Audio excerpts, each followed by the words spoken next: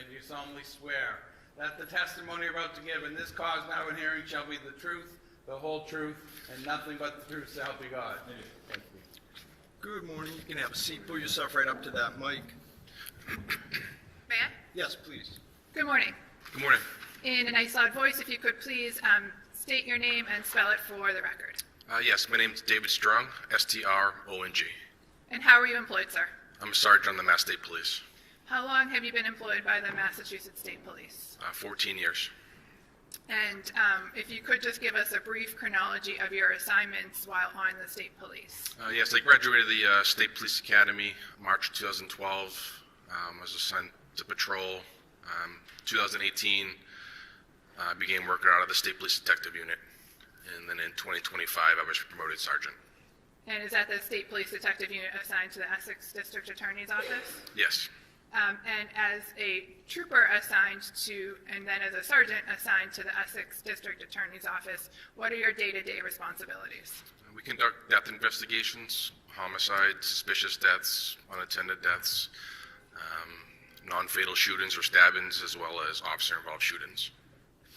I'd like to direct your attention to June 30th of 2025. Were you working that day? Yes, I was the on-call supervisor. And what's it mean to be the on-call supervisor? For 1 week a month, where we supervise the troopers.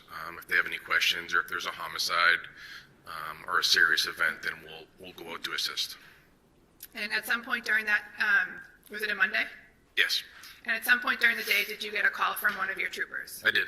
And as a result of that phone call, what information did you learn about what you would be doing next? I learned that there was an officer-involved shooting in North Andover. So I responded along with my detective lieutenant, as well as crime scene services and ballistics. And a number of other troopers that you supervise? Yes. Several other troopers from my office also responded.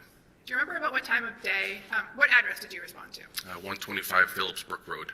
And about what time of day did you arrive? I believe I arrived at around 6 p.m. And what was the state of the address at 125 Phillips Brook Road when you arrived? The residence was taped off. There was a perimeter outside the house. And who was at the scene at that time? At that time, it was just North Andover PD. And effectively, what happened once the Massachusetts State Police arrived? I joined Trooper Ortiz, who also works in my office, and we took control of the scene. And what was one of the first things that you did while on scene? I was given a brief summary by Lieutenant Daly about what had occurred. And after learning from Lieutenant Daly about what occurred, what did you do next? I drafted a search warrant for the residence. And at some point, was the search warrant authorized by the court? Yes. And at that point, did you and members of the Firearms Identification Squad, Crime Scene Unit, and other troopers from the DA's office enter the house? Yes. And did you participate in the search of the residence? I did. And did you, at some point, focus on one particular room? Yes. And what was that room? It was the bedroom on the second floor. And was that the bedroom to the right or to the left? To the right.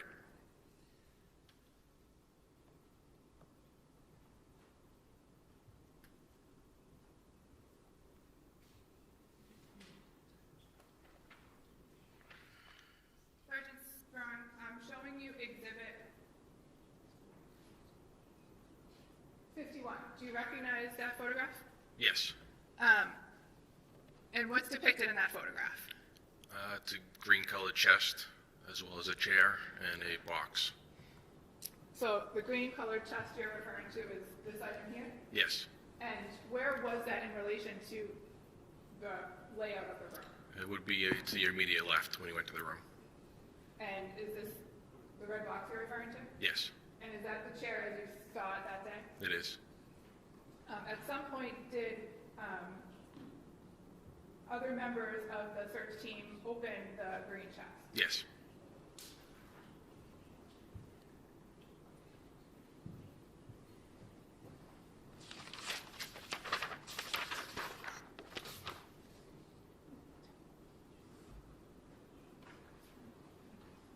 Your Honor, may I approach? Yeah, will there be the objections to No, these? we are not Okay. supposed to. They can All right, be so admitted. let's just have them marked and admitted.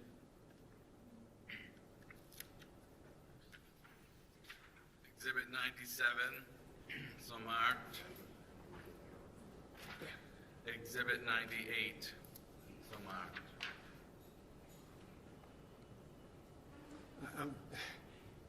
It was a 98, 97? 97 and 98? Yes. Okay, thank you.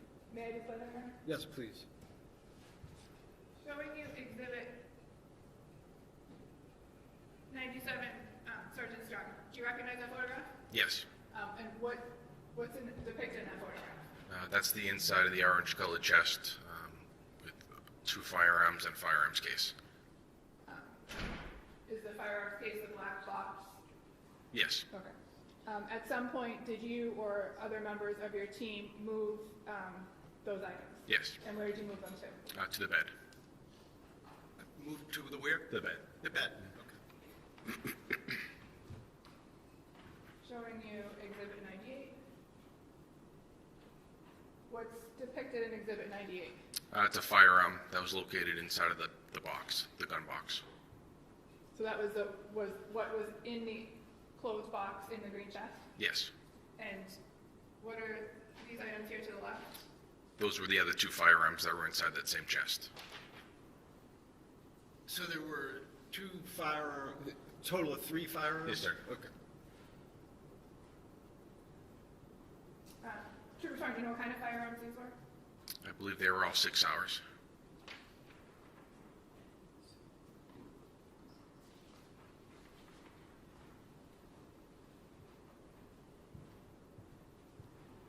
And do you know what happened to the firearms after they were photographed? Yes, a trooper assigned to my office recovered them and secured them in our evidence. And is that where they are today? Yes. May I have one, Your Honor? Yes. No further questions, thank you. Okay. Cross? Thank you, Your Honor.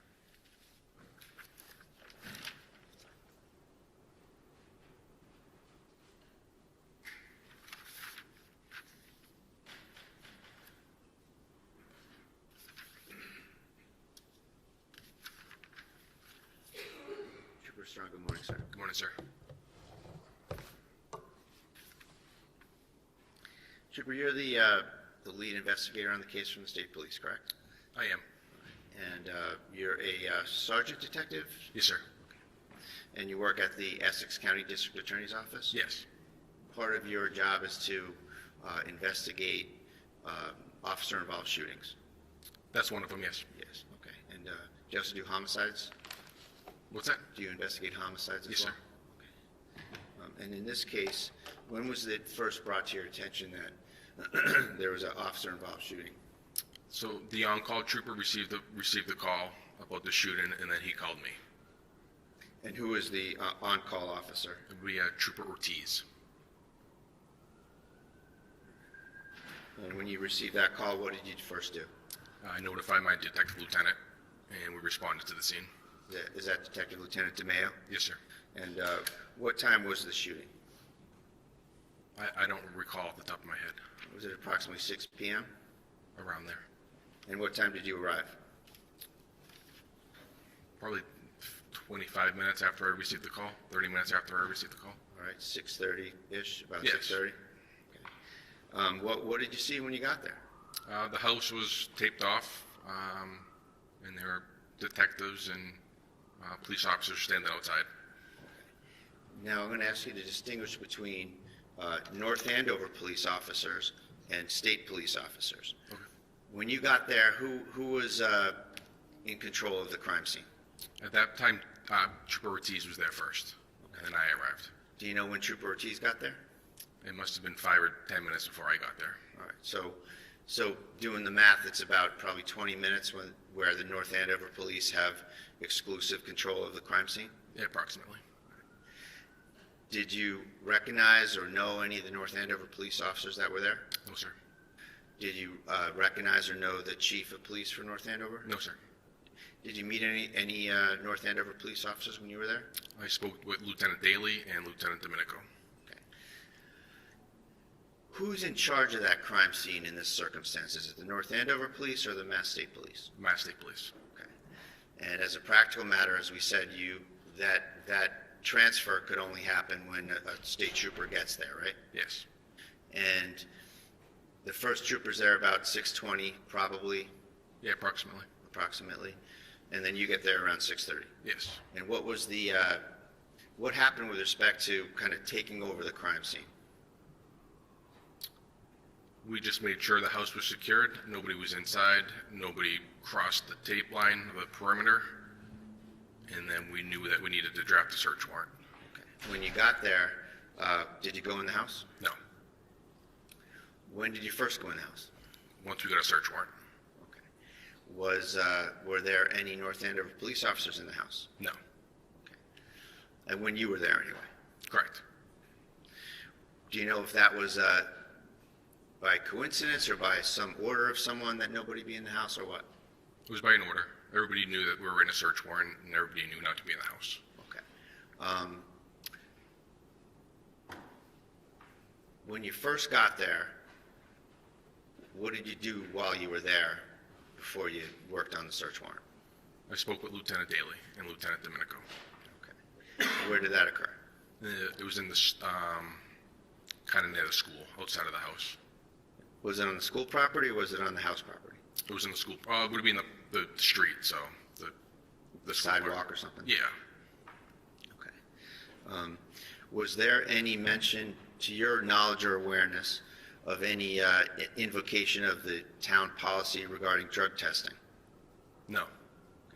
No conversation about that at all? No. All right. Did you speak with Officer Noonan at the scene? No. Where was Officer Noonan? He wasn't on the scene. Okay. Do you know what happened to him? I believe he went to the hospital. Okay. And do you know any circumstances about that? I do not. And you know that that's a common occurrence when there's an officer-involved shooting. The officer's always taken to the hospital, right? Yes, sir. And that's a precaution, but it also gets him out of investigative scrutiny, doesn't it? I think it's policy. Right. Okay. So then you decided to obtain a search warrant, and the reasons for that were what? That the person that was shot owns the house, and they're not around to consent.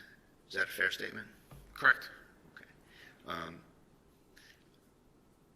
At some point, Ms. Fitzsimmons was charged with assault as well as assault with intent to murder, right? Assault, I should say it better. Assault by means of a dangerous weapon and assault with intent to murder, Officer Noonan, correct?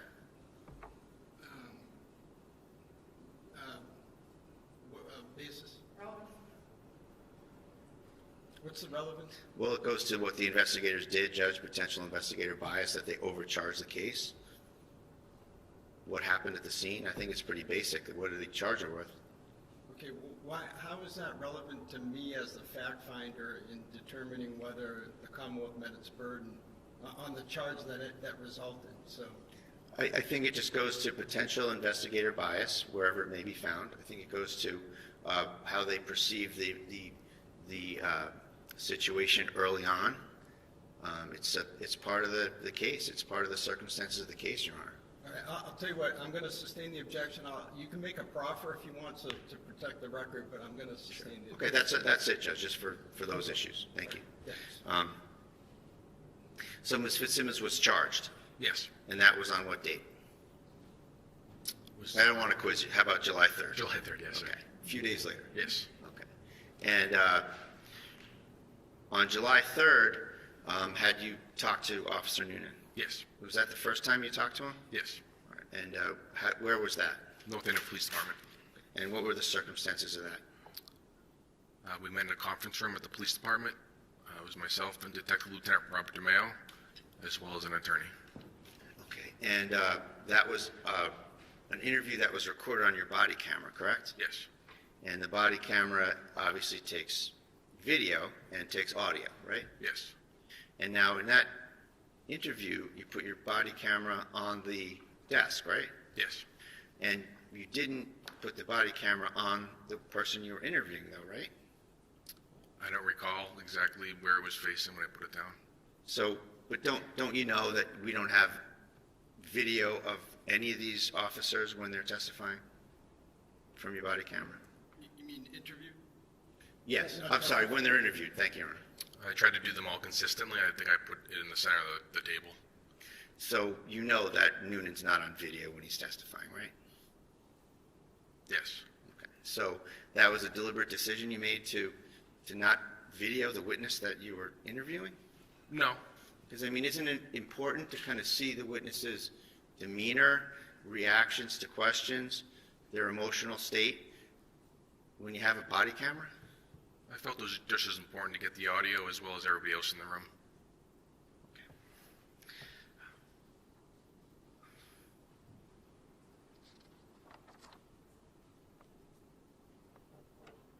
And in this case, Trooper Strong, you wrote a report that's kind of like what we call a PC report, right?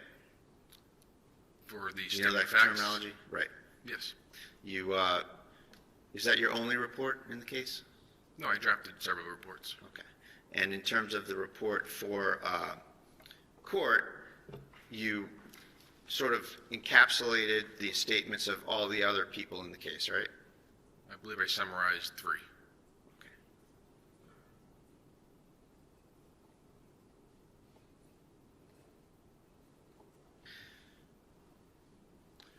Just gonna use some pictures.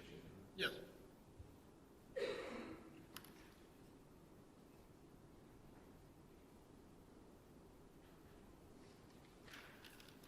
Showing you Exhibit 51.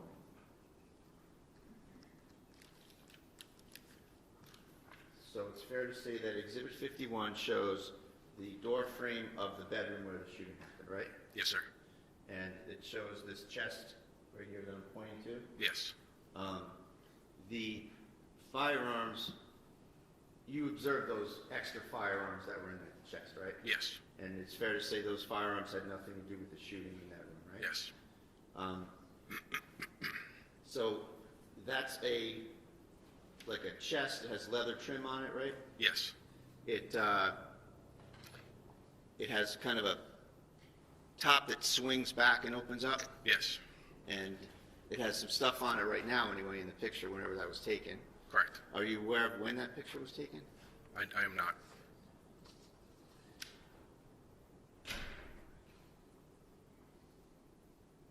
And it's fair to say that the end of the chest kind of lines up with the door frame, right? It's very close. So to get into that chest, you don't really need to disappear behind the door frame, do you? I don't know, sir. I mean, there's a chair there as well, right? I'm not sure where the chair was at the time. Okay, but it's there in the picture, right? It's there in the picture. And the pictures are offered as evidence of the crime scene, right? Yes. Okay. May I have one moment, please, Your Yes, Honor? take your time.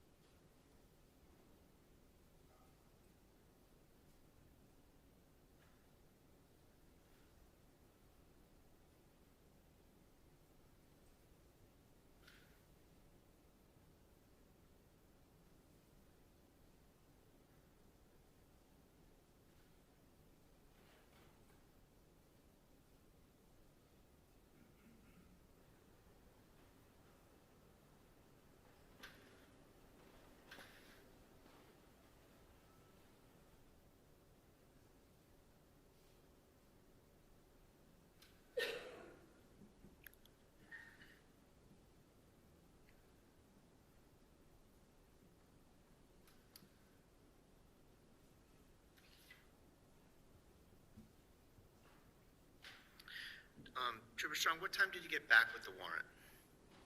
I believe it was before midnight.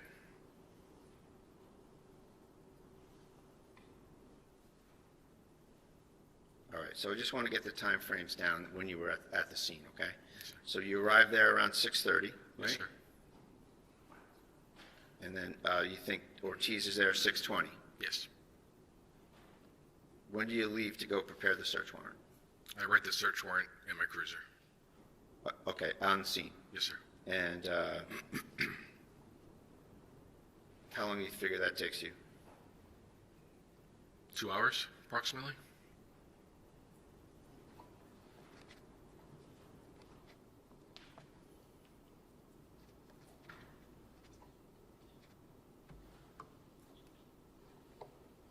Then what did you do when you had the search warrant drafted? I contacted the clerk. Did you involve any assistant district attorney from the Essex DA's office? Did I involve one? Yeah. Yes. Okay. And when was that? I believe on scene. On scene? Who was on scene? ADA Guptosi, Detective Lieutenant Rob DeMeo.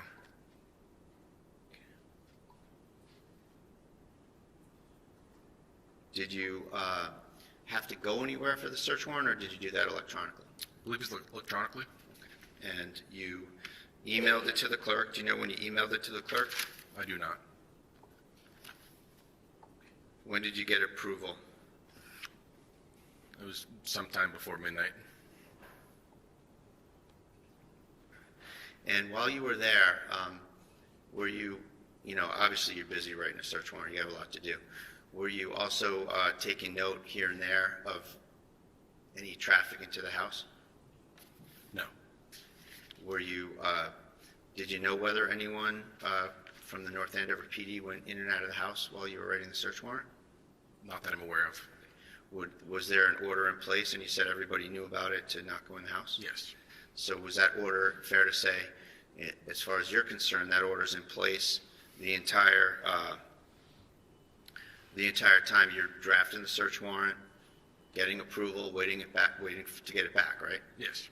And so it's fair to say that no North Andover officers were supposed to be in the house from the time you got there, and that's presumably when you gave the order?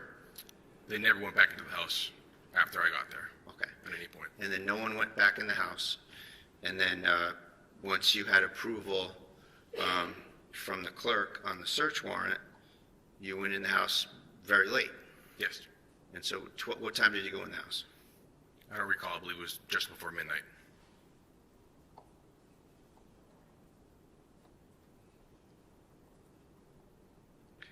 Who went in the house with you? Crime scene services, ballistics, and other members from Essex SPDU, State Police Detective Unit.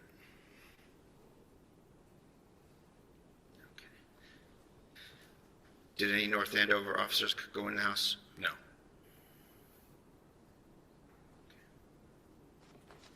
One moment, please, Your Honor. Yes, take your time.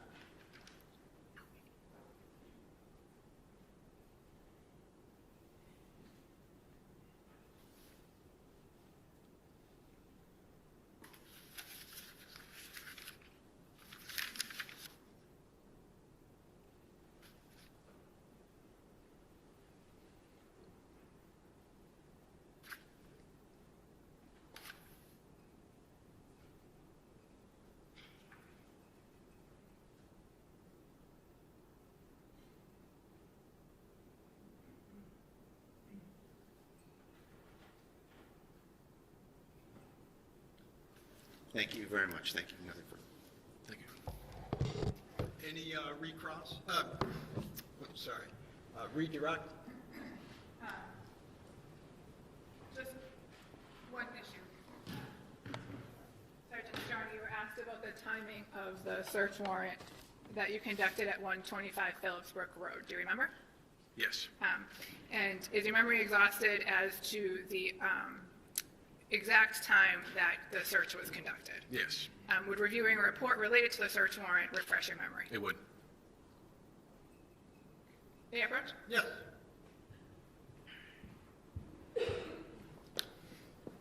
Sir, direct your attention to paragraph 1.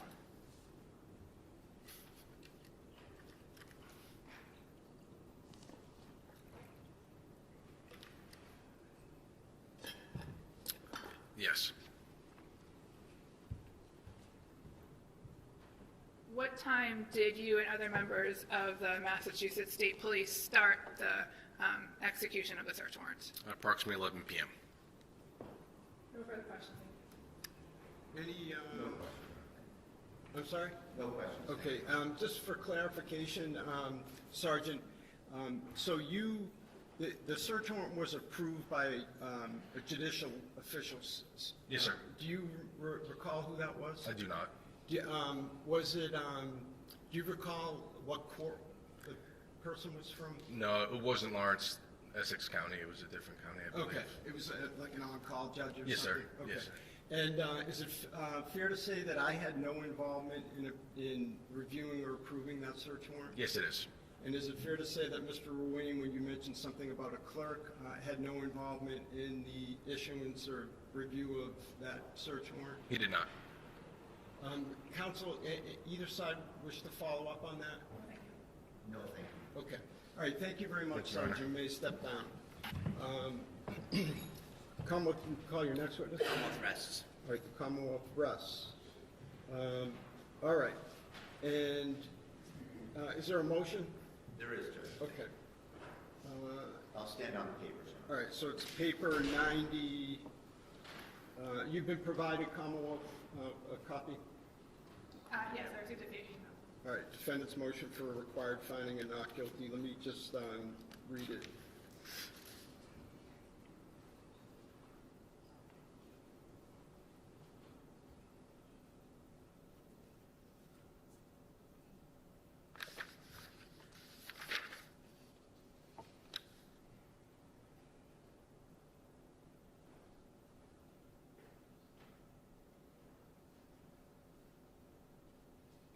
All right, and Mr. Bradl, did you want to be heard on the motion? I'll stand on the papers. Okay, all right, the motion is denied.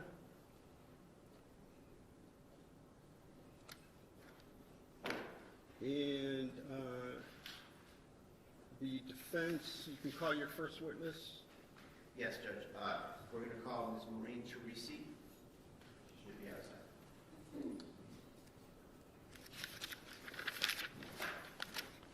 Maureen Teresi.